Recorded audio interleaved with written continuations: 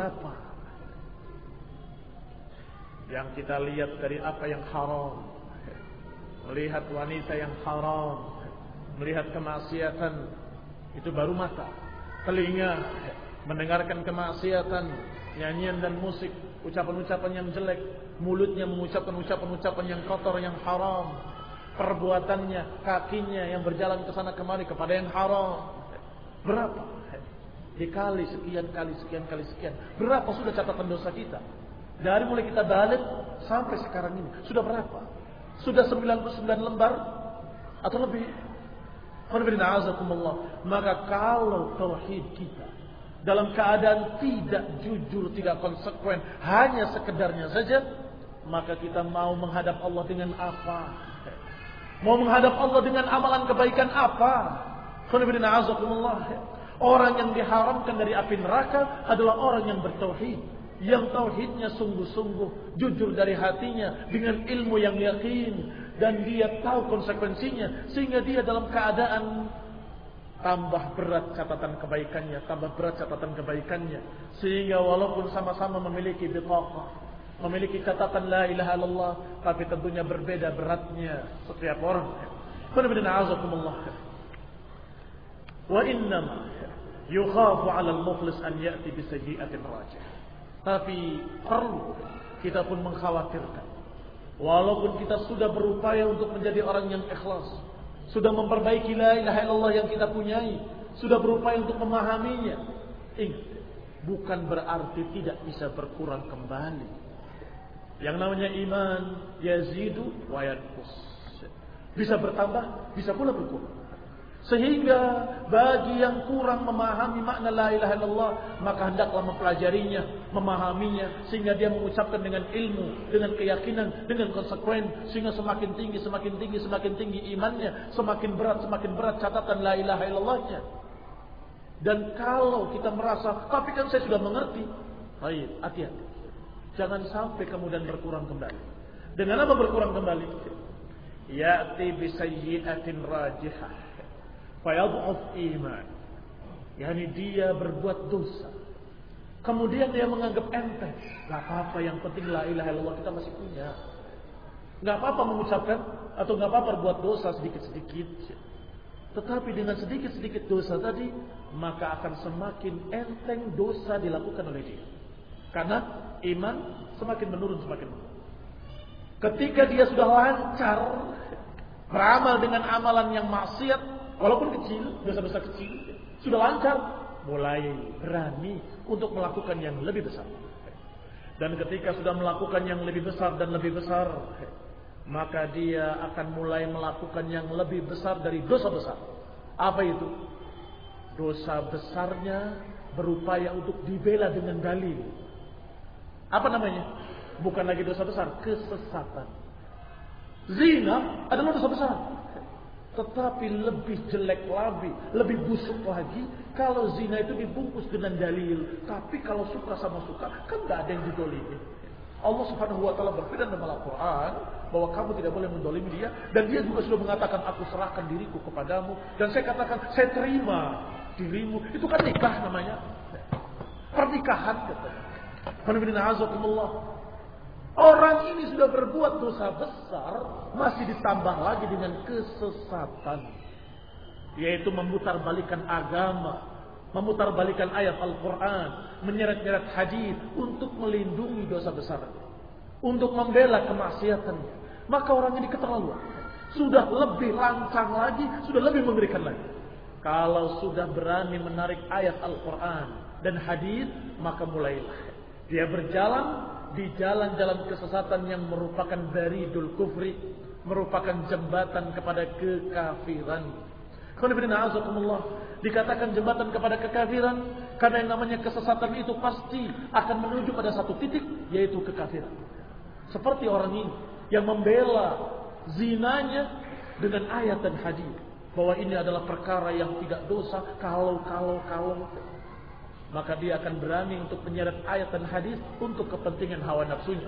Pada akhirnya bukan dia mengikuti Quran dan Sunnah, tetapi Quran dan Sunnah yang harus mengikuti hawa nafsunya. Diseret oleh dia untuk dicocokkan dengan hawa nafsunya. Semakin berani lagi, dia akan berani pula untuk menolak ayat dan menolak hadis. Hadis ini nggak bisa kita terima, ayat ini nggak bisa kita terima. Jadi kita harus seret maknanya kepada makna lain. La haula wala quwwata illa billah. Apa hukumnya menolak ayat dengan mengatakan saya tidak bisa menerima ayat ini? Kafir.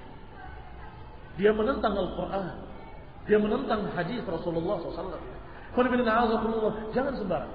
Yang namanya orang menjadi murtad, menjadi kufur, itu tidak langsung seperti membalik tangan, sedikit demi sedikit, sedikit demi sedikit. Semakin lemah imannya, semakin lemah imannya, semakin lemah imannya, sampai pada suatu saat dia menjadi kafir kembali. Wal-'iyadzu billah. Wa idza kathuratid dzunub taqula 'ala al-lisani qawluha. Kalau dosa sudah semakin banyak, maka lidah semakin berat untuk mengucapkan la ilaha illallah. Semakin berat untuk mengucapkan kalimat tauhid. Wa qasal qalb. Hati menjadi keras, menjadi kaku, sebagaimana Allah katakan tentang Bani Israel. Bagaimana keadaan Bani Israel bersama Nabi Musa? Bagaimana keadaan mereka ketika Musa alaihissalam masih hidup bersama mereka? Mereka mukminin, mereka orang beriman. Tetapi apa yang terjadi sepeninggal Nabi Musa? Bani Israel mulai berbuat dosa demi dosa. Keberanian kepada Allah semakin lancang, semakin lancang. Yuharrifuna al-kalima an mawadhi'ihi. Berani merubah Taurat dari tempat-tempatnya, mengganti kalimat-kalimat Taurat, menambahi, mengurangi, menyeret dan seterusnya. Apa kata Allah di akhirnya? Tsumma qasat qulubuhum. Kata Allah kemudian keras hati mereka. Tsumma qasat qulubuhum fahiya kal hijarah aw ashadd qaswah. Maka keraslah hati mereka, kata Allah, seperti batu, bahkan lebih keras lagi. Adapun batu ada yang sampai berlubang karena tetesan air, tapi hati mereka nggak bisa ditembus dengan air ilmu yang sejuk, nggak bisa ditembus. Berapa lama dinasehati, berapa kali diberitahu, terus menerus diberi nasihat-nasihat, bimbingan-bimbingan, peringatan-peringatan, bahkan ancaman-ancaman. Hatinya telah menjadi keras, menjadi kaku. Summun bukmun umyun fahum la yarji'un. Buta, tuli, bisu, dan mereka enggak akan bisa kembali ke Allah. Kalau sudah mati hatinya, sudah khatamallahu ala qulubihim wa ala sam'ihim wa ala absarihim ghishawah. Kalau sudah Allah kunci mati hatinya, sudah Allah tutup matanya, pandangannya, sudah Allah tutup pendengarannya, maka mereka tidak lagi bisa kembali, nggak bisa kembali sadar, nggak bisa kembali kepada Allah. Tetap dia sampai matinya ala su'il khatimah, tetap matinya dengan mati yang jelek, su'ul khatimah. Bagaimana dia akan bisa mengucapkan la ilaha illallah? Bagaimana akan bisa dia mengucapkan kalimat tauhid di akhir hidupnya? La wallah, tidak demi Allah, enggak akan mampu dan enggak akan bisa. Hatinya sudah keras, kaku, kasar. Ikhwan fillah, azakumullah. Kaum muslimin, jangan seperti mereka kaum Yahudi. Jangan seperti mereka yang ketika ditinggal nabinya mulai semakin berani, semakin berani, semakin berani. Semakin lancang untuk menentang Quran dan Sunnah. Semakin lancang untuk meninggalkan ayat dan hadis, untuk menolak ayat dan hadis. Oh, kalau ini berat, kalau ini susah, kalau ini nggak bisa diterima, kalau ini nggak masuk akal, kalau ini nggak sesuai dengan perasaan. La haula wala quwwata illa billah. Betapa lancangnya orang yang seperti ini. Na'udzubillahi min dzalik. Betapa lancangnya ucapan Allah yang menciptakan langit dan bumi, menciptakan kamu dan saya. Kamu tentang dengan kalimat seperti itu. Oh, ini enggak masuk akal. Ayat Allah Subhanahu wa taala. Kalau enggak masuk akalmu, akalmu yang bejat. Akalmu yang rusak, bukan ayatnya. Akal kamu harus diperbaiki. Akalnya orang beriman adalah akal yang beriman pada kekuasaan Allah. Kalau beriman pada kekuasaan Allah, maka Allah Maha Kuasa dan Maha Bisa. Bisa menghidupkan dan bisa mematikan. Bisa menidurkan Ashabul Kahfi 309 tahun. Dan bisa menidurkan seorang Nabi 100 tahun.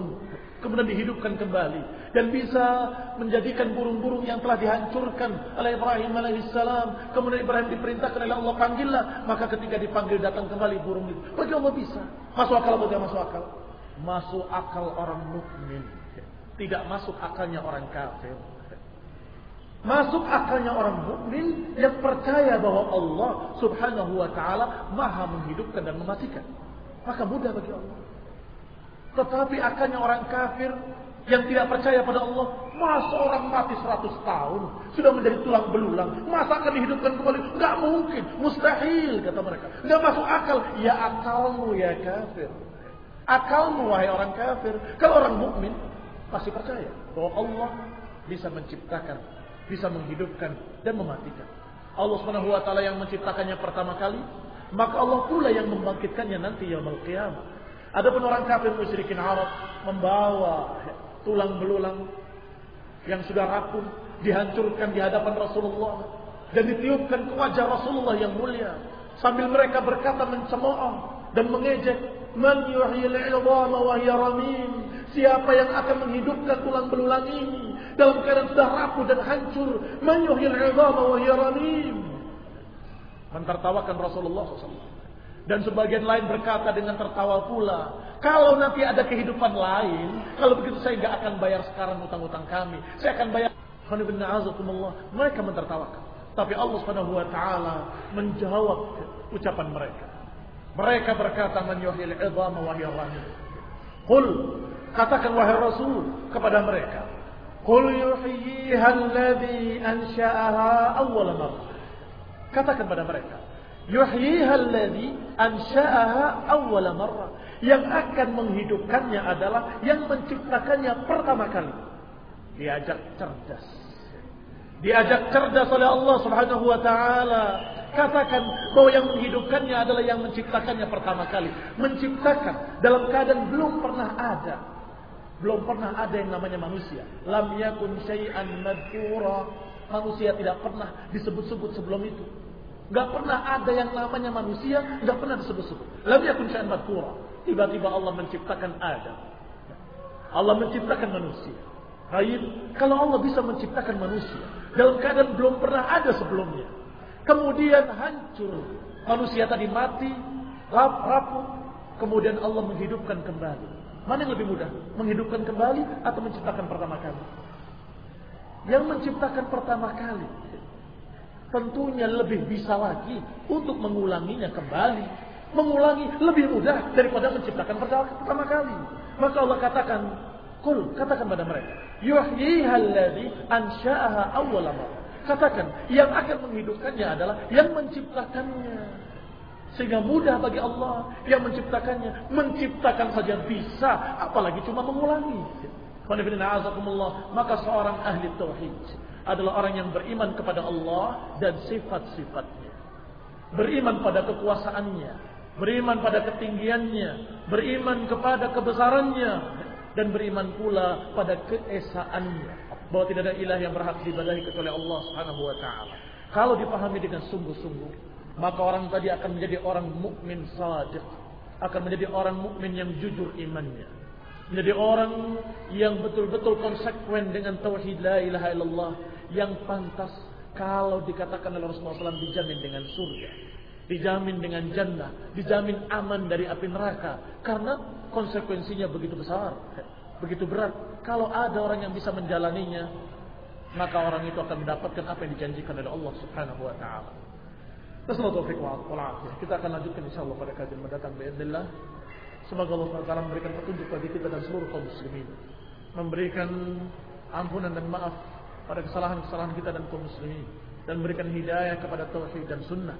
Amin wa sallallahu ala Muhammadin wa ala alihi wa ashabihi wa sallam tasliman katsira. Subhanakallahumma wa bihamdika asyhadu an la ilaha illa anta astaghfiruka wa atubu ilaik. Wassalamu alaikum warahmatullahi wabarakatuh.